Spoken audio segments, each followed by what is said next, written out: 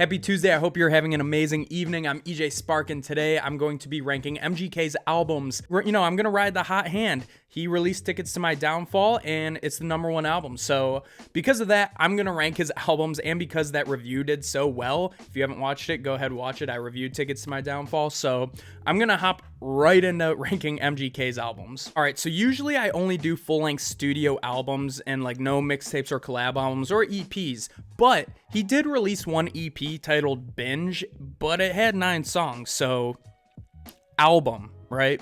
I'm just gonna throw it in there because it was, studio album-esque, but I do have it at number 6, just because Binge was all very angry, and I don't know if it was, coming off of the Eminem beef or whatever, Rap Devil was on it, but this whole album was very dark and angry, which, it wasn't too bad, just not my favorite MGK style. I really like, the sad boy, relatable MGK stuff, but I like his hype stuff, but, when he gets fun with it and stuff, and this was all just really angry, which I get it. I just don't think this was Machine Gun Kelly at his best. That's all. My favorite songs were Lately and Loco. At number 5, I have Hotel Diablo. Now, this album, once again, not a bad album at all. I actually like this album quite a bit. Many songs were just really cool on this album. This is where we found, I think, that Machine Gun Kelly can do punk music really well with Candy, and I Think I'm Okay.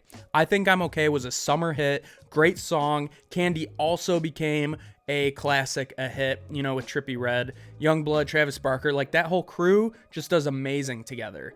Those were the highlight of the album, in my opinion. Those were the songs that really stuck out. Glass House is another memorable song on that album. But yeah, the rest of the songs were just really cool.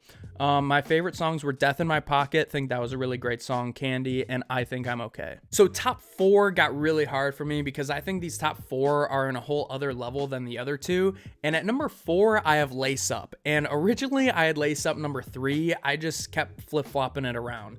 But this was very hard for me. It only moved to number 4 because I think that it was his debut album, and I think that he grew a lot from Lace Up, and that's why I have the other 3 albums as just better albums, because I think he grew, and I think that's a great thing. But this album, he related to many kids on so many levels, and it was great.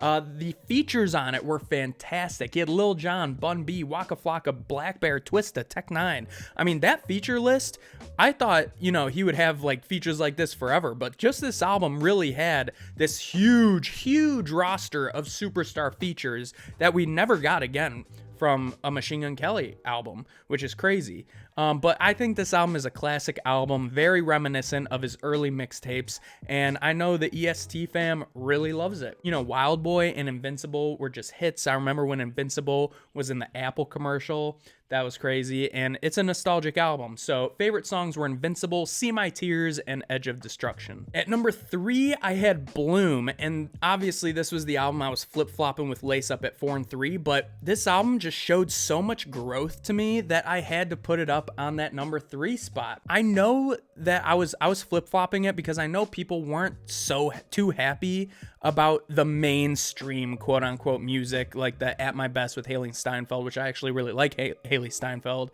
and even the Bad Things with Camila Cabello, which is a fantastic song. Those were major hits, so I'm not just gonna dock him points for being quote-unquote mainstream. Who cares? It's great music, in my opinion.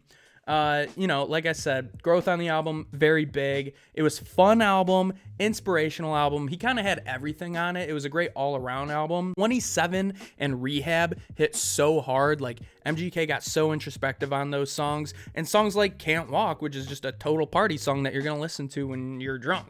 So all-around album. He had so much improvement on this one, and that's why it's number 3. My favorite songs were Go For Broke, Kiss the Sky, Rehab, and 27. Coming in at number 2, I have General Admission. The hype around this album before it came out was so huge, and this was really when Machine Gun Kelly became like a superstar to me because, he's a kid from Cleveland, I'm from Northeast Ohio, and I saw him perform inside the Rock and Roll Hall of Fame. The Rock Hall let him perform inside for an album release party, and I had to go to it. I had to see it, and it was an amazing concert that I'll never forget. So much full of hype, just you had those moments where you close your eyes, you relate on a deep level, everyone comes together, everyone's just having a great time. The intro of the song Spotlight, amazing intro, probably one of the best intros that he has on any album. Alpha Omega, amazing second song, and it goes right into Till I Die. So the first 3 songs on the album really drag you in, and then the rest of the album just keeps you there. And it's a great album to listen to. It's an easy album to listen to. You could put it on at any time,